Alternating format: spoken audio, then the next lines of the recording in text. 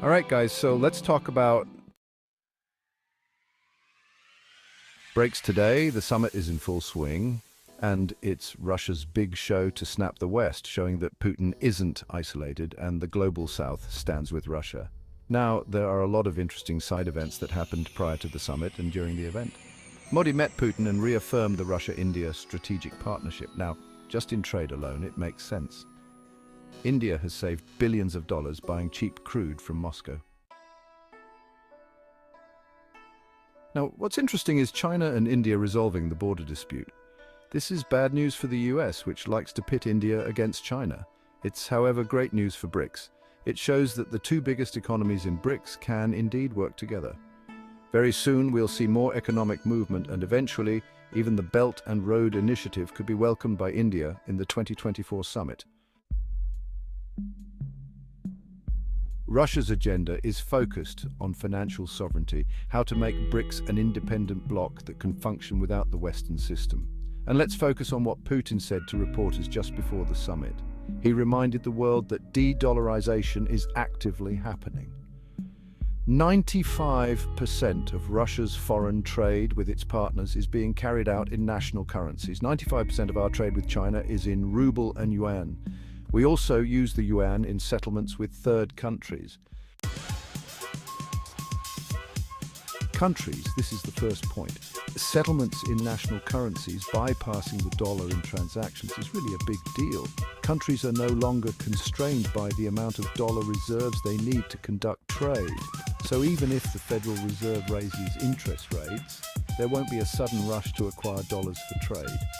You avoid a currency crisis where domestic inflation soars to the moon. We just need to look at Chinese trade. China is the biggest exporter to the world, and they manufacture essentially everything. Countries are beginning to realize, why do I need to use dollars to buy and sell stuff with China?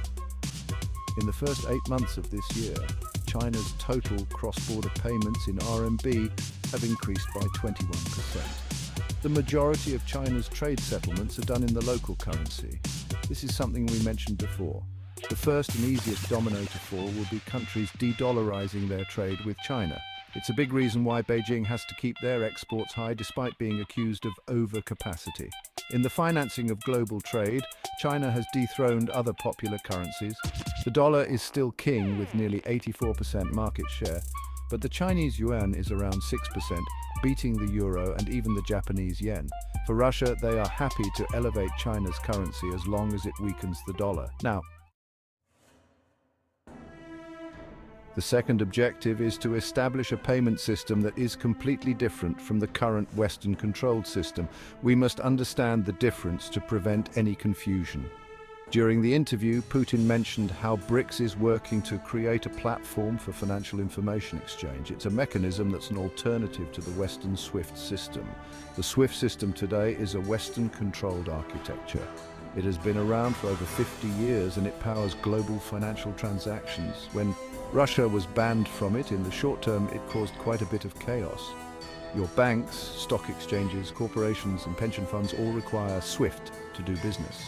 So, if you transfer funds from the US to Hong Kong or Dubai, it has to go through the system. The challenge BRICS faces is how international payments are being controlled by commercial correspondent banks, and the biggest ones are either US or EU commercial banks. So, if the US tells them to ban transactions with Russia, they have to enforce the ban or face US sanctions themselves. Let's say there was a widget maker in the US and they want to send money to a supplier in Russia. The US company has an account in JP Morgan, for example, and they want to wire $1,000 to their vendor in Moscow. They will have to go to a correspondent bank, BNP Paribas in France, for example. BNP will then convert the dollars into rubles and send the money to the Russian bank located in Moscow. But thanks to G7 sanctions, Russia can't use the SWIFT system anymore. There are multiple identity checks on both the sender bank, JP Morgan in this case, as well as the correspondent bank, which is BNP located in Paris. They cross-check the information on the SWIFT registry and they block any transfer to Russia. This is the threat of financial sanctions because the entire network, especially the banks, is almost completely Western. Any country can get cut off, and that's why Russia and China are building an alternative system. In February, Russia unveiled the platform they are building. It's called the BRICS Bridge System. It will be powered by blockchain technology, and that essentially translates the entire framework into a black box that's sanction-proof. Instead of commercial banks in the middle, the system will use central banks. They will be at the center of cross-border transactions. So instead of going to a G7 correspondent bank, the transactions will be from central bank to central bank. For example, the Bank of Russia to China's PBOC or India's RBI directly. No intermediary is necessary. All currency exchange and transactions will be done and cleared through the blockchain network. So, countries like China can still use the dollar surplus for trade, while the BRICS are changing the world order. We have quite a stunning report from a major US bank. The US markets might be in serious trouble. According to Goldman, the decade of big S&P gains is over. We can expect annualized nominal returns of 3% for the next 10 years. As an investor, this is very, very concerning. The US market has been so overpriced that going forward it will hardly outpace inflation. The last decade for US stocks could be coming to an end soon. Since 2015, US stocks have been on a tear, yes, returning 13.3% a year in the last decade. And if we compare it to the rest of the world, the US market has been outperforming everything. In 2023 and 2024, the US outperformed the world by over 10%. In 2021, it was up by 21% versus the global average, but let's remember how ridiculous valuations are. US stocks are expensive because of a few things. Firstly, the US still holds the reserve currency, and when the world holds dollars, the stock market is one avenue. Forget the AI hype. We have records like the Magnificent Seven, and this is inflating the bubble, making US stocks very overvalued relative to the world. And here's how ridiculous things are. Over the last 40 years, the US economy's share of global GDP has been declining from 40% in the 1980s down to 26% today. The EU and Japan's economies have also been falling. Conversely, China's economy has been rising, up from under 5% to nearly 17% in the same period. But the global stock market is dominated by the US. Over 60% of the total global market cap belongs to US companies. Goldman is sounding the alarm bells on this. The amount of risk in the US equity markets is enormous. Now, we're not saying that US stocks will crash tomorrow, but valuations are so high that we shouldn't be surprised if we get an underperformance for the next. Over the past decade, just take a look at historical PE ratios. We are at 36 times price to earnings today, and that's higher than the Great Depression crash and just below the dot-com collapse in 2000. Just before the big correction in 2022, PE ratios were around 38. Now, can this continue to climb? Sure, but it would mean the US government spending a ton of money to prop things up. But as we know, the world order is getting flipped as BRICS rises and trades amongst themselves. This isn't good for the US economy. If less trade flows to US companies, correspondingly, earnings will come down, and that puts enormous pressure on US stock prices. It will collapse the fundamentals, and let's not forget what's coming in 2025. Trump's trade war is coming. You're also talking about 10 to 20% tariffs on the rest of the world. That is going to have a serious effect on the overall economy. And yes, you're going to find some people who would gain from individual tariffs. The overall effect could be massive. I agree. It's going to have a massive effect, positive effect. It's going to be a positive, not a negative. I know how committed you are to this, and it must be hard for you to spend 25 years talking about tariffs as being negative and then have somebody explain to you that you're totally wrong. I'll go a step further, 40 million jobs. 40 million jobs is a lot of jobs to rely on. They're all coming back. Now, Trump's tariffs won't be good for the US economy. Countries around the world, especially China, would retaliate back. While it's true that tariffs can raise revenue, it could also collapse US GDP at the same time. The problem with restoring production back to the US is the amount of pain this will cause.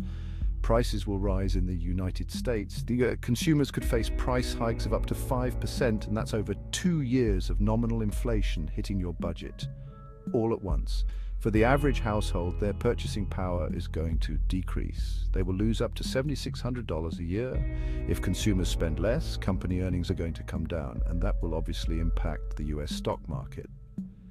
Making stuff back in the US, well, it sounds really great, but it will likely become a closed economy, especially when the world retaliates with their own version of tariffs.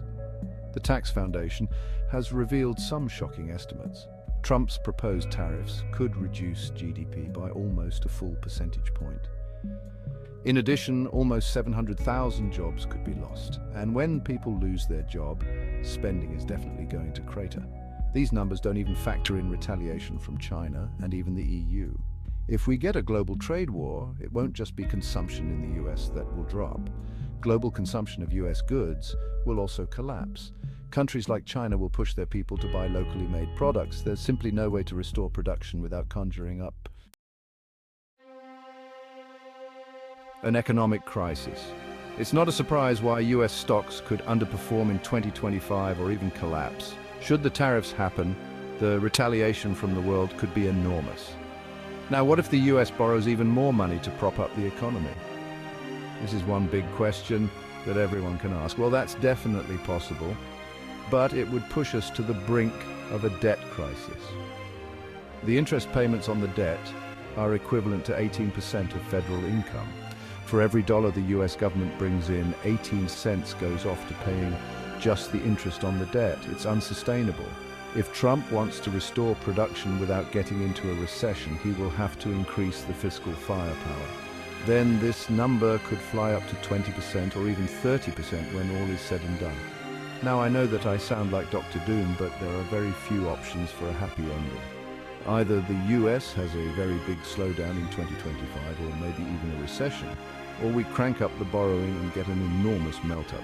It's important we understand how China, Russia and BRICS all fit into this mess. As the global south grows, as they build their own financial system, more trade will be done outside of dollars.